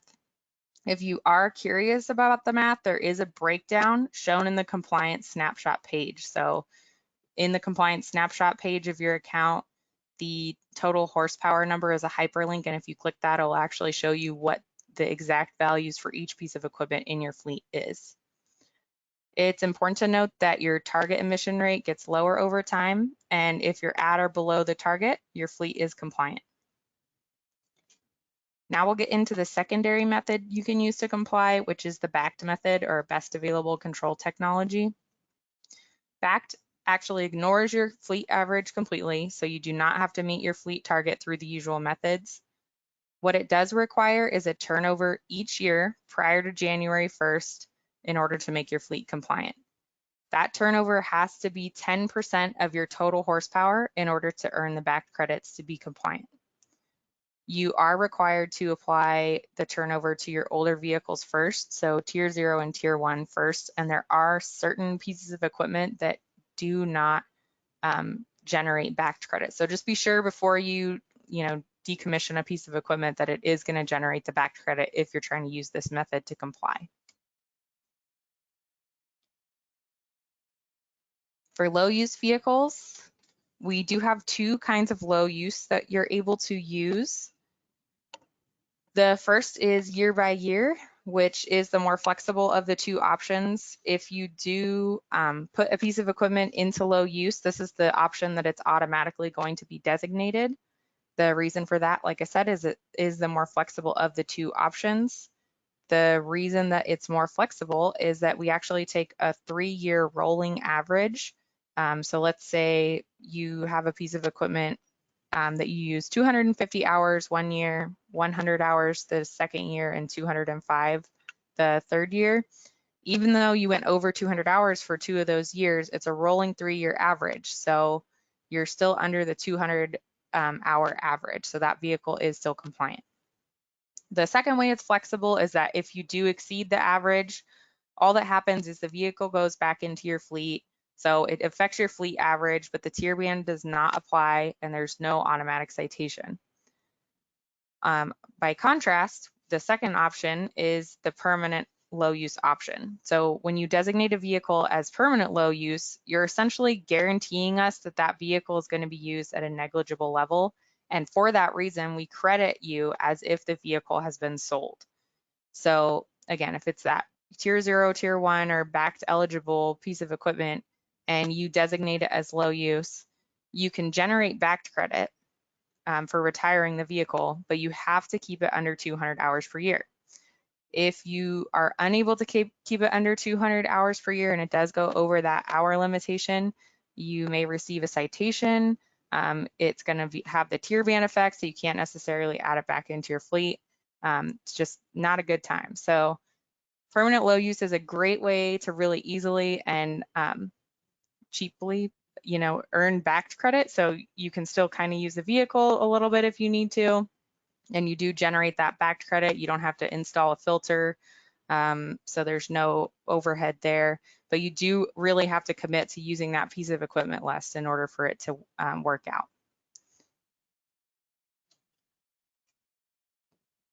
All right, and this is the last regulation we'll go over, and then we have a little bit of funding information. The last regulation is the large spark ignition regulation, and this applies to spark ignition driven forklifts, tow tractors, sweepers, and airport ground support equipment. And these have to have 25 horsepower or greater and greater than 1 liter displacement. So let's get all this up for you. This refers to propane equipment, not diesel. In order for this to apply, you do need to have more than 3 forklifts or tow tractors. If you have 1 or 2, the regulation does not apply. If you have 3, again, no requirements. It's only when you have that 4th forklift that there is a requirement. When you're making that count, you do have to include your electric equipment under this regulation. So for example, if you have 3 electric forklifts and 1 propane forklift, under this regulation, you have 4 forklifts. The reason that we have to count it that way is that in this regulation, you're actually allowed to average the electric units into your fleet average. So they only help you, they lower your fleet average. But unfortunately, to do this, we did have to count them toward the total equipment units. The other thing to note is your applicability is divided by forklifts and other equipment. So if you have 3 forklifts and 3 tow tractors, you're exempt. If you have 4 forklifts or 4 other type equipment that meets the definition of this regulation, then you would be subject to the regulation. There is a reporting requirement, which still uses that DOORS system we just talked about in the off-road diesel regulation. And there also is a fleet average requirement. Additionally, you do have to label one side of the equipment for this regulation. Randy and I do teach full classes on both the off-road diesel regulation and the large spark ignition regulation. So if anyone's interested in that, they're listed on here. So MS 504 and MS 505, we teach those courses, and that's the full class is just talking about the off-road regulations. If you do have an LSI or off-road diesel fleet and you need assistance reporting or figuring out the regulation, we also have resources available to you 5 days a week.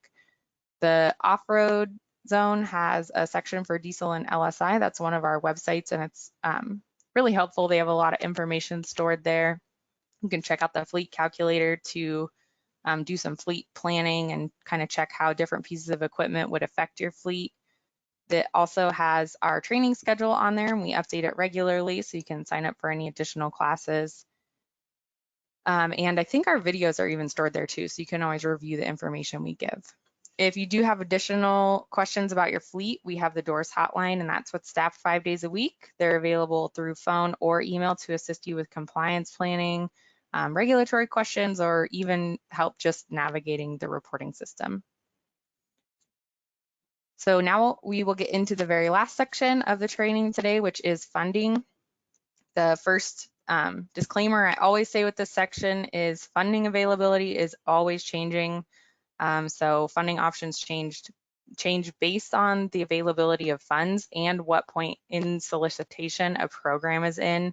So as often as I try to update this portion of the presentation, I still can't guarantee that it's the most up to date. Your best course of action for that is for funding availability is typically going to be checking out our website or going through your local air district, depending on the program. So that being said, we'll go through a few of the programs you may already be familiar with. The hybrid voucher incentive program, I think, is currently unavailable. Also, Danielle is on the line to answer any questions about these. So Danielle, feel free to jump in and correct me if you have any more up-to-date information than I do for this. But the funding that was available has been allocated to applicants, and the program is on hold. I think we do have some more funding identified for this program, but it may be already subscribed for school buses. So just double check on our website for that and check in with it. I think that new information for that one will be coming up shortly. For that program, it does cover incremental costs, so up to $220,000 per school bus. Katie, were you just talking about the HVIP program? Yes. Okay, so for HVIP, they are going to be accepting new applications sometime this spring. And so they do have 25 million available. And so I would recommend that you go to their HVIP website and you can get on a mailing list that will update you when that funding is available. And since it is first come, first served, then it is important to apply for that funding early. Great. And then we also have the Carl Moyer program. That one's dispersed via local air districts. So again, depending on which district you reside in, you need to contact them. We do have the list of contacts on this link available to you. For the AB 617 funds, if you previously applied for the rural school bus pilot project, the same application can be considered for the AB 617 funding. Again, contact your local air district for more information on that one. For the Volkswagen Mitigation Trust Fund for buses, that has been available since June 2019. There initially were $130 million total, 65 million of which was allocated to school transit and shuttle buses. For the first installment, the zero emission school bus bin has been oversubscribed, so applications are no longer accepted for that one. But there are still applications for transit and shuttle buses being accepted. As with most funding opportunities, for this one, you do have to be already compliant with CARB requirements in order to be eligible for funding. So public funds typically do not pay for compliance. So any of these grant programs, you want to make sure that your fleet is already compliant in order to be eligible for the funds. And I have a little update that I can add for that one as well, actually. Just that there will be a second installment of funds, and that should come sometime late this year or early next year. And like the last program I mentioned, it is first come, first serve. And so I would recommend that you go to the website and get signed up for notifications so that you can be on the list once that funding becomes available and you're notified right away. And then one other thing, I misspoke on the HVIP program. I said 25 million, but it's 100 million that will be available once they reopen sometime this spring. I think I need to update my slide on that one because it has last year's funding. Perfect, great. Okay, and then so the DERA is a federal program. This one is currently closed, but it does seem to be the one that, as far as I'm aware, opens up the most frequently. So just keep an eye on that. Selected applicants that scrap and replace their diesel buses do receive a rebate of $20,000 to $65,000 per bus. And obviously more funding for that goes toward the cleaner buses. So if you're replacing with electric or something similar, you're going to get the higher end of the funding. They do also offer webinars when this funding is available. So just double check on the DERA site and check for the rebates frequently. So this is our last slide for you today. Danielle, I don't know if you wanted to add any additional funding information that you have before we kind of close it out for questions. I don't have anything specific in terms of funding to add, but I will just say that since there are a lot of school districts on the line, we did recently send out a letter to school districts that had older school buses in their fleet, asking them to report. And so I just wanted to throw that out there that you may have received a letter. If you didn't receive the letter, that's because you may have newer school buses or we already have the information on the buses in your fleet. So no concern if you didn't get a letter from us. But that is one of the reasons for the truckers reporting training next week. So definitely tune into that if you need some help with reporting your school bus in truckers. Right, so I'll be back next Tuesday to do that webinar. And if anybody does need the registration link again, go ahead and just prompt us in the Q&A and we can resend that into the chat to everyone. The other thing to note, just for these resources that we do have available here for you, if you do contact the diesel hotline or truckers for any help, make sure to identify yourself as a school district or public agency.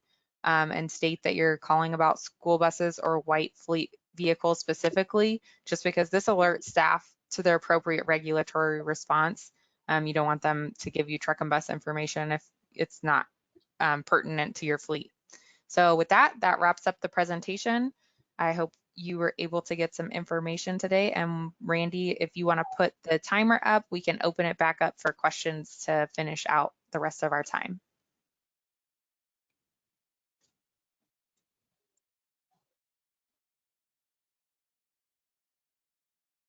All right, so we have a timer that I've got on the screen here. It is just started. Well, actually, no, let me get it going here. All right, when the 10 minutes is up, we're going to shut the webinar down. During the 10 minutes, if you have questions, feel free to put them into the question dialog box, and we will absolutely answer everything we can before we close it out.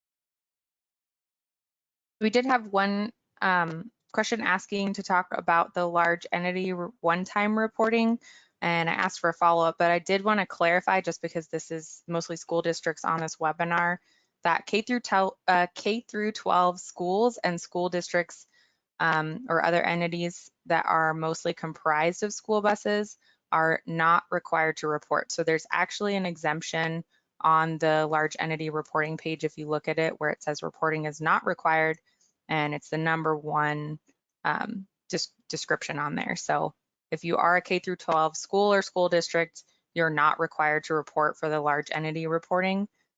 But if you do have additional questions, we can try to help with that.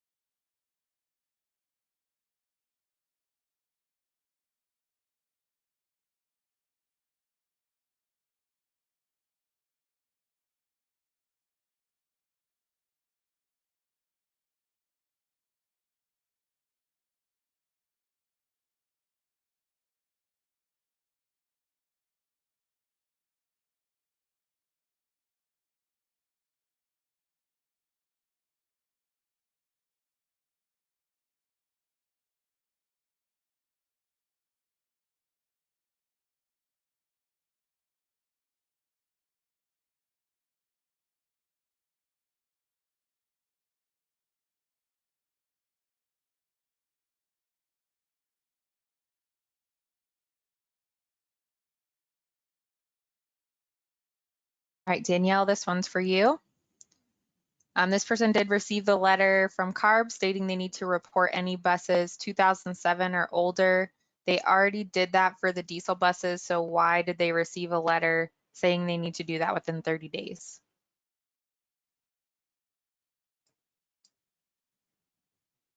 It was just all of the schools that had either older buses or buses that we were unsure of their compliance status. If they already reported their buses, it would have been because based on what we have seen is some of the school districts, they may have reported like in a previous year for a funding program and don't regularly update their fleet. So we just wanted to verify that that information was up to date and accurate if they haven't logged into that account for some time. And so long as it is and all of the 2007 and older model year diesel school buses are reported, then they would have no further action to take.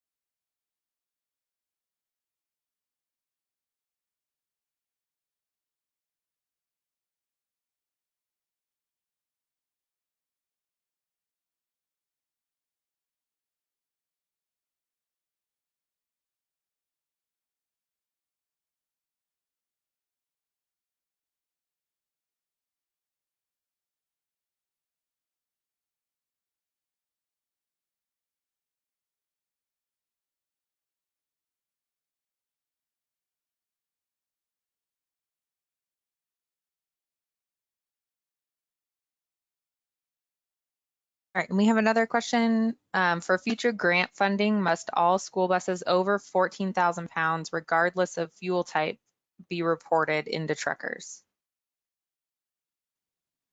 For the grant funding, it really is dependent upon the grant program. There are some programs that are not like on a fleet-wide basis, but they're looking at like exclusively the one bus that they're replacing. So really is dependent upon the grant program if they require the fleet to demonstrate compliance by reporting in truckers. And all of them have different requirements. So it really is dependent upon the program. Danielle, do you know of instances where they would have them report even if it's not a diesel bus? Oh, even if it's not a diesel bus. You know, I got a question very similar to that today, and I told them they should double check with the program, but that's something I can look into.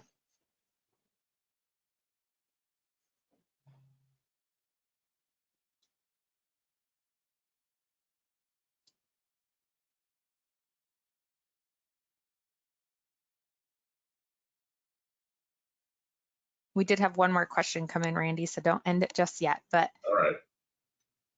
this person has, so this is the same person that was requested to report in truckers.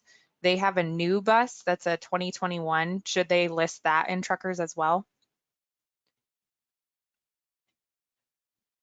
For the purpose of the letter and the records request, they would not have to report that bus.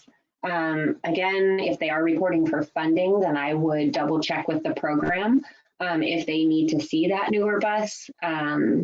Or, you know, if they, I mean, it is compliant, so I'm not 100% sure if the funding program itself would want to see that, but usually they do want them to report all of the school buses, at least diesel. I mean, the question of all fuel types is something that I would double check on as well. And we had one more But- question requesting the trucker's login. So I'm working on that right now.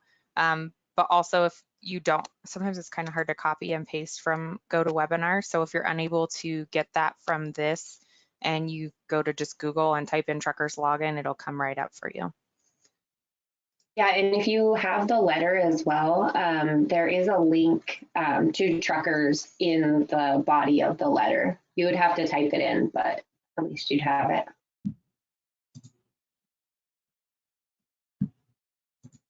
Okay, with that, I think we're all caught up on the questions. So we will shut it down for the day. The handout again does have Randy in my email if you have any questions or if you want the recording of the webinar. But otherwise, everyone have a great rest of your afternoon. Thanks, Kate. Well, we'll see you guys later.